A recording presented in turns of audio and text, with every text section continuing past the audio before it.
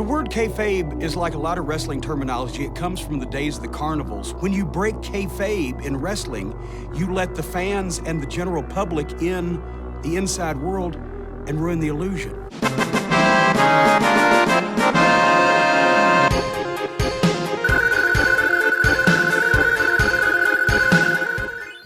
My name's Ed Piscor. I'm Jim Rugg. And my name's Tom Scholey. Jim, what day is it? June 4. May the 4 be with you. Why not?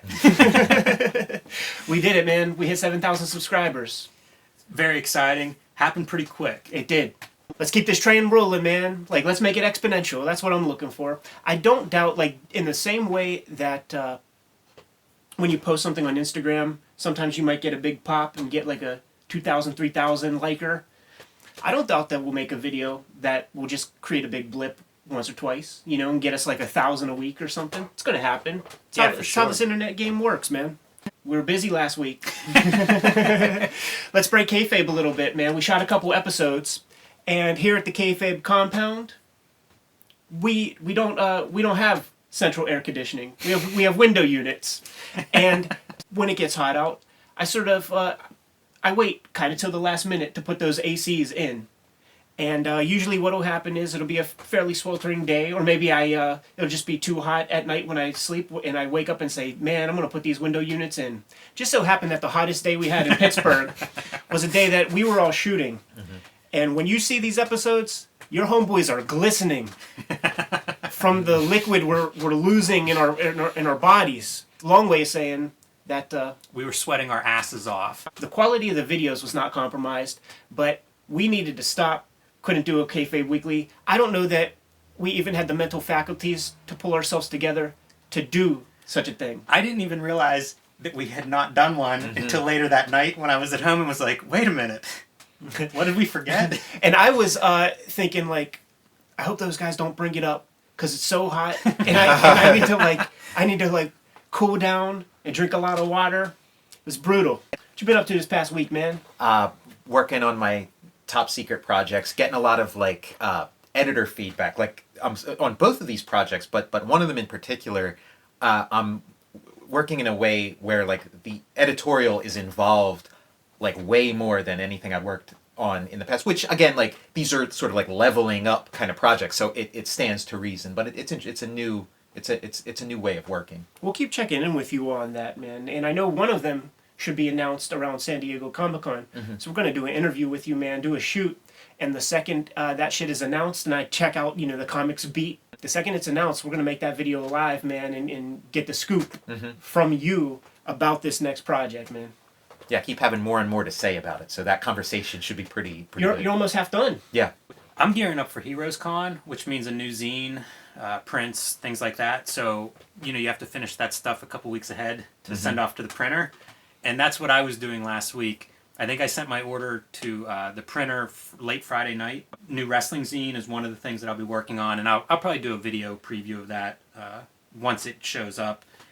But doing the freelance job that I've been talking about the last couple of weeks, I finished half of that, which is nice. Still have another piece to go. Basically just drawing, but drawing a lot of non-comics, more of commission, illustration, that type of stuff. Let's talk Heroes Con in a second, but this past weekend, there were no less than two comic-centric festivals going on in this fair country of ours. There was Cake in Chicago, and there was the 5 Points Festival in New York City. And in both fests, the Kayfabe shirts abounded, boy. I loved seeing pictures of that stuff pop up. Those shows looked good, and they looked even a little better with the Kayfabe merch floating around. The community is growing, man. So Jim and I, we're holding a secret bet, man, over unders about how many Kayfabe shirts we're going to see there in Heroes Con, man. And if you guys don't show and prove, man, it's going to hurt your homeboy Ed's feelings. His ego's stratospheric. Some of the things we have going on at Heroes Con this year, which takes place the weekend of Father's Day, June 15th, I believe. Yeah, about 10 days. 4 things we're doing in the panel rooms. We're going to be interviewed up on the dais by Chris Brenneman. You and I are going to do our first live Kayfabe Weekly shoot, which is going to be really fun. I've been thinking about the thing a lot. Me too. I've been making notes. I think we have about 6 pages of notes so far in the shared document. And Jim and I, we drive down to North Carolina. It's, we fill a car with boxes, which would have been not prohibitively expensive to ship, but it would be an expense. It'd be expensive to ship. Yeah. Drive our asses down there for about 8 hours, come back home with far fewer boxes, if all shakes out well. Yes. So the reason I bring that up is because you and I are going to be in a constant powwow for about 8 hours on the way down there, man, getting all of this stuff tightened up. I look forward to it. 2 other panels, though. Michelle Fife and Charles Forsman, action auteurs. We're going to be talking about all kinds of stuff, man. Like, Fife has been self-publishing Copra, took it to Bergen Street Comics, and now it's going to have a tour of duty at Image Comics. That'll be a fun thing to talk about, just the growth and trajectory of that. And Forsman, the first time I met Charles Forsman was down there at Heroes Con, at my first Heroes Con. He was still a student at the Center for Cartoon Studies, and he had a couple snake oil mini comics with the silkscreen covers and all that. Yeah, I discovered him at the snake oil stage of his career. Yeah. And now he's Mr. Netflix. Yeah. He's the Mark Millar of like our generation. Yeah, totally, man. It's all happening the way it's supposed to, man. Like, we're supposed to, like, grind and do this work in our 20s. And then, like, once you hit those 30s, man, that's when the homeboys started getting those, like, little TV deals. And when you're in your 40s, that's when you make those $25 million Mark Millar deals, man. So everything is happening the way it's supposed to be with our careers, man. And I can't be more thrilled to have Chuck up on the dais. We could talk about the translation and adaptation of some of his flicks, his comics to Netflix and all that kind of thing, man. But once again, he shares the same thing, where he's self-publisher for a while, then solicits the expertise of publishers, and has been very successful in a pretty short amount of time, man. But the big panel that we're going to be on, you and I, the one that I'm spending a lot of energy thinking about and trying to get all my ducks in a row, as they say, we're going to have Bill Sienkiewicz up on that dais. And we're going to, I imagine, ask a mix of questions, because there are things that we need to get off our chests, man, and get the true answers to, man. And maybe to your average Wednesday warrior, their eyes might glaze over a touch, but we got to get these questions out there, man. The other thing that we're planning to do, I want to get a bunch of people in front of the hot lights, man, and get some shoot interviews when we're down there, man. A couple people have agreed. This is the part of the game that I have zero control over, because we have to rely on others to join us. But if it all shakes out the way I'm planning, we're going to have a lot of good stuff for the Kayfabers out there, man, to latch on to. Yeah, we're gonna need those interns editing video left and right, round the clock. Were we even did we even do a shoot since we put out the first Dark Knight Returns episode? I don't know, probably. We didn't shoot one with the finale, I don't think, man. And we have Tom here. Yeah, I haven't done one since then, that's for sure. Yeah, man. So you are the star of these things, man. Yeah, I'll say. What I'm thrilled about is that the audience gets to see what I've been able to enjoy for 15 years, man. And when you used to go to Heroes, my favorite thing in the world, Eddie P sits in the back seat. And then I like to call you guys like Felix and Oscar, kind of the odd couple, man. Kind of Bizarro World versions of the same kind of energy in a lot of ways. So I could sit back there, introduce a topic, and what I always love is Tom, you always have an immediate answer to the most weird pop culture thing. So I remember the question before we even got out of Pittsburgh once on the way to Heroes Con was who is scarier, the Munsters or the Addams Family? And you had an immediate answer, like it was something you thought about for a very long time. Yeah, hands down the Addams Family, because they're And why? Well, because the Munsters are just ugly. They're just monsters. They just look that way, but they're pretty nice. They're pretty normal people. The Addams Family are serial killers. You go over their house, you're not coming home. I love it. I fucking love this shit, man. We haven't. And perhaps we're new at this, man. This channel is barely 6 months old. So we're still feeling our way. But I imagine passionate conversations in the future, man, where voices get loud and shit, because it's not Heroes Con if we don't hit North Carolina with our voices lost, We would have very passionate, very loud conversations. Especially when your wife would call, man, and then me and Tom still are going, and you're like, gosh, Shut up. We're doing like our George Takei imitations or something. Man, I had a crazy week this past week, man. I had 2 signings because the new X-Men joint is out, man. There it is, man, in all of its glory. 3 flavors. Got that corner box cover. Oh, it's so disorienting. Oh, that's not the corner box. Storm cover, that's the regular joint. The corner box variant. I sold one of these corner boxes, man, but I'm going to bring the rest of those down to Heroes. They go quick, man, so be there early Friday. And the Dueling Gingers, it all turned out the way I wanted it to, printed the way I wanted it to. I was thrilled with that. It was basically my first, like, sort of signing or anything public since we started the Kayfabe channel, and met a lot of people who really dig what we're doing here. A lot of people said they've been inspired to like pick up the pencil again and get back to drawing comics, which excites me to no end. I'm a fan of comics, man. Like, draw some comics, send them to us. P.O. Box 3071, Pittsburgh, PA 15120. You know, like, I'm always happy to see fresh comics. But the thing that I wasn't expecting was how couples watch our YouTube stuff, man. Yeah, that's surprising a little bit. And now it's generally the couples that I met. It's the guy who's steering the ship or whatever. Like who's shocking. Yeah, exactly. You know, Kayfabe and chill. That's the next T-shirt. You might be right. There was this girl, and and when she was talking to him, she said, "Let me break kayfabe, but blah blah blah blah blah." And it's like, that's now a word, like they use that now to, like, whenever it's like, let's be real for a minute, or I'm being serious, they're breaking kayfabe. We're gonna have like wrestlers beating us up at one of these appearances for stealing For their breaking vernacular. kayfabe. Oh, okay. I thought maybe for violating kayfabe, because that's a strict no-no. It would have been 25 years ago. But the signing was great, man, and my next issue comes out in 3 weeks. It'll be here before you know it. Yep. So, And that'll be the finale, the next issue. yeah, that's it, man. The only other thing left on the table is the trade paperback that'll come out in like August or something. And I sent that off a while back, man. So my comic drawing duties, man. At one point earlier in this year, I was working on 3 books at once. Now I'm just working on 1, man. I'm working on my new bit, and I'm a little more than 2/3 of the way complete with the first draft of the script. When I talked to an agent, showed him the stuff, he's like, "Oh yeah, this is pretty dark, man." I got the impression that maybe it would be hard to find a New York book publisher with this. Cool thing is, man, all the comic publishers are still down. This sounds like the makings of an outlaw comic, Ed. Like, the art is inspired by it. Like, I'm playing around with some new stuff, man. The outlaw comics, the one sort of downfall of most of them is that the stories just aren't congruent. Like, they're just like more fun to look at than as an actual reading experience. Now, I'm not saying that I'm trying to do like the readable outlaw comic, but if it shakes out that way, whatever. Can we talk about some of the videos that we recorded and put out the past week?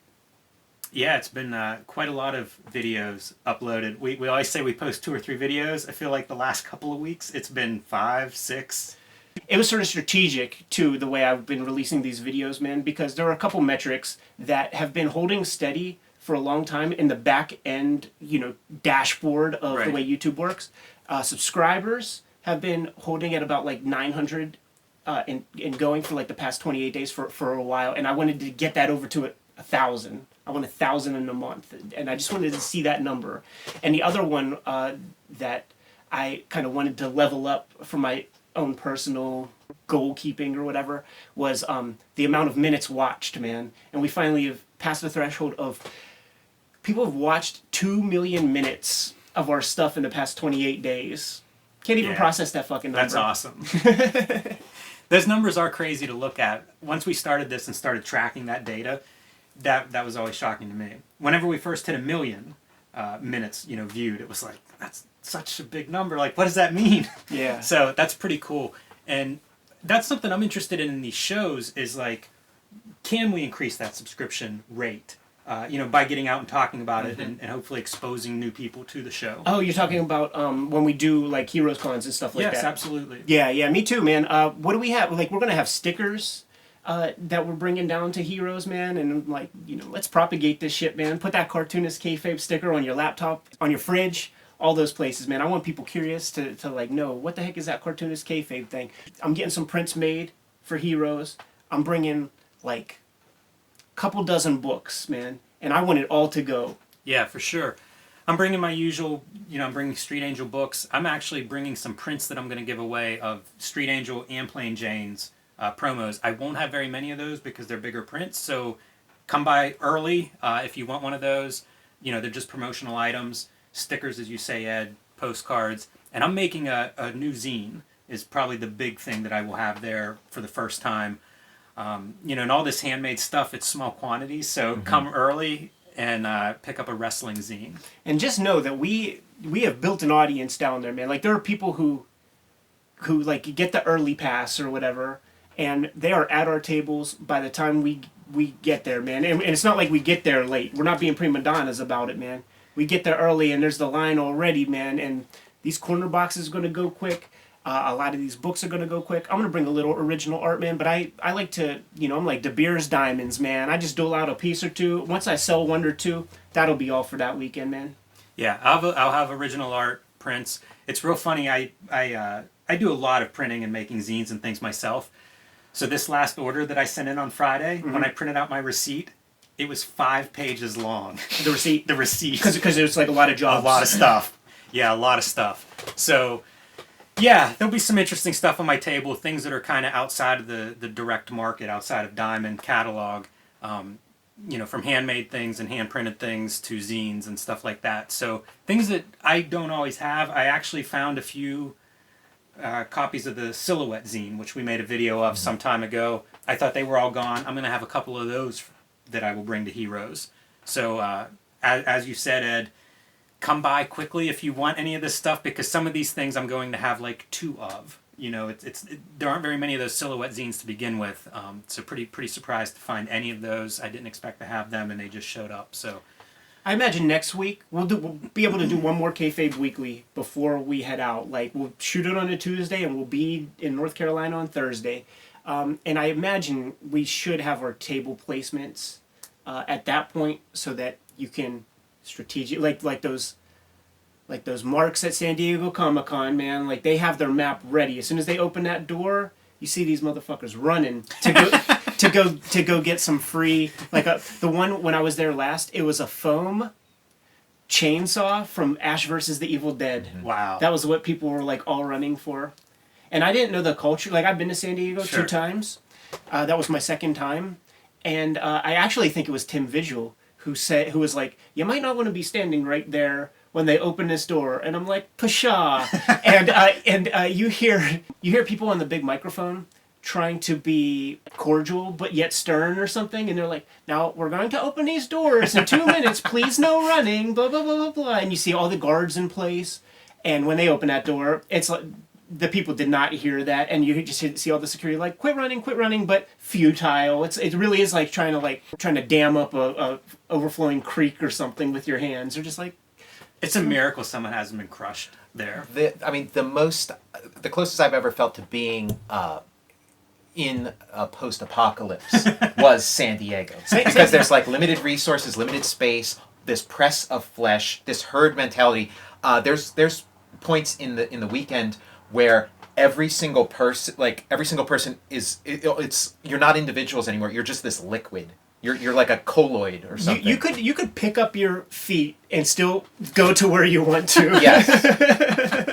You could just like lift your legs up and you will be ushered, like, because when I signed there last time, I remember thinking that it felt like a visually it reminded me of like a circulatory system or something, where it's like everybody's just like a little red blood cell, and there are the main arteries, and then you just say, and it's a constant flow, and then there are like the little vestiges. Yeah, and there's no fighting that flow either. Like, you can't even slow yourself down. It reminds me of, like, there's all that Walking Dead stuff, and it totally is The Walking Dead.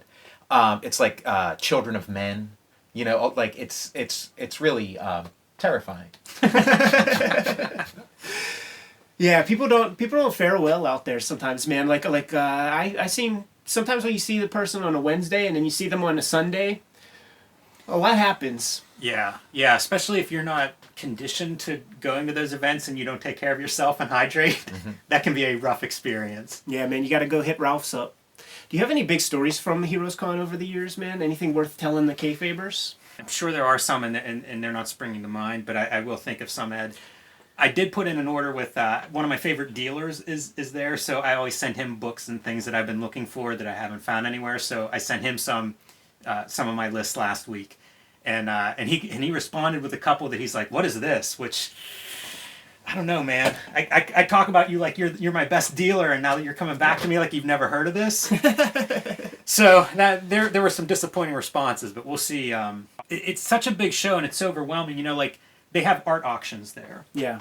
And so often I will donate a piece to the art auction, and the first ballpoint pen drawing I ever did was at that show, and it was just kind of a fun drawing. You know, a lot of these drawings that I'll do for an auction will be something like, oh, I've never tried this material or this character or something, kind of fun. And so I had this idea to draw with ballpoint pens on notebook paper, and I did one, and it was very fun and enjoyable. It was a Shogun Warriors piece, and I put it in the art show, you know, and it's sitting there, and there are paintings and original art and all kinds of stuff. And somebody comes around and they carry those around the room, and so the person came and got it and held it up, and I could see her, and she was like, what is this? Because, you know, it's like on a crappy piece of the cheapest notebook paper you can find, and the pages are all like rough edge and stuff, and she was not impressed with it. But whenever she held it up for auction, they actually cheered in the room, and it was like, it was the best feeling. And I started doing those drawings, you know, and that's led to a couple of art shows. It's led to tons of drawings since then.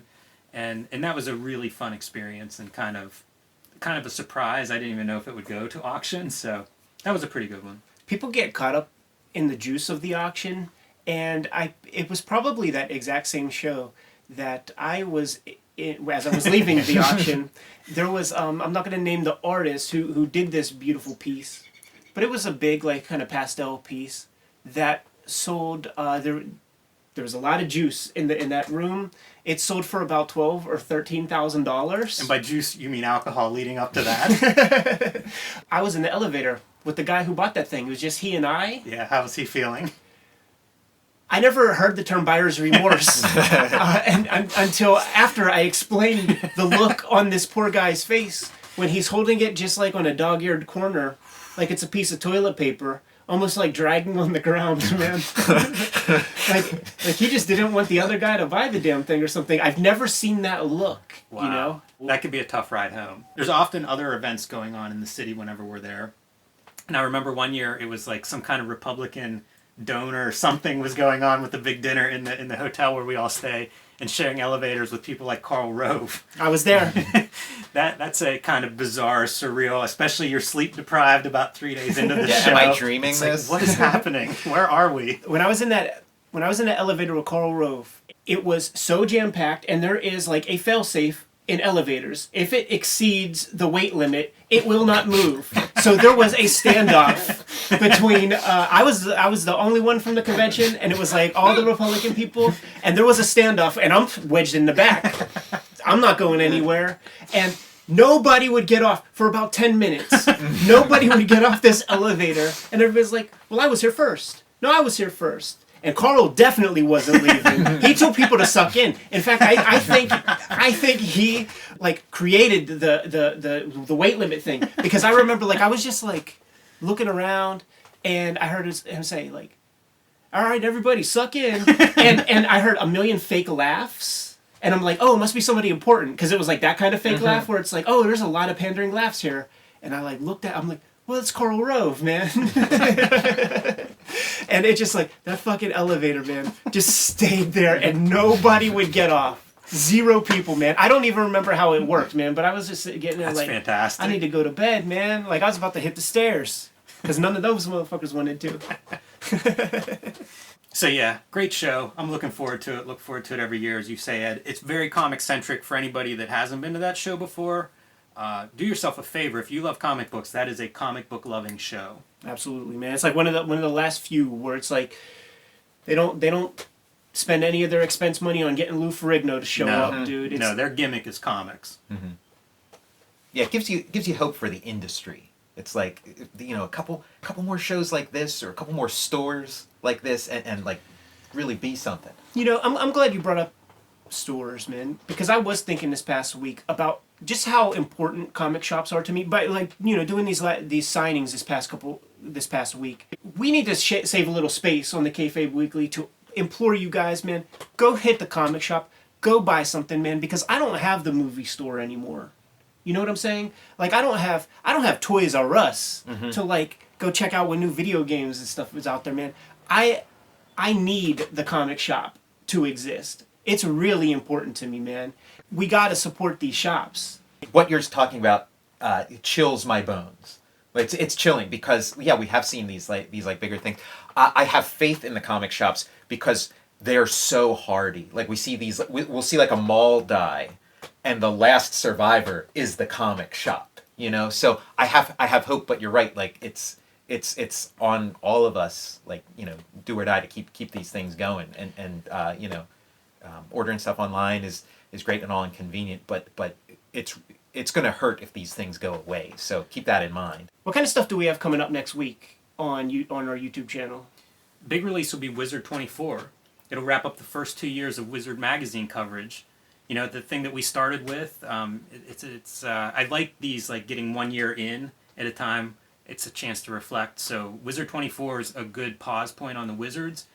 Gives us 2 years in, and it's nuts. Like, this is the peak. The reason we started doing Wizards was because of what the 90s sort of were in that bubble, and this is near the peak of the bubble, and it's a crazy issue because even Wizard feels like they've lost control. Like, they can't tell who to bet on. There are several comic book universes being published and announced and promoted, and it just feels like everybody is all in on comics at that point.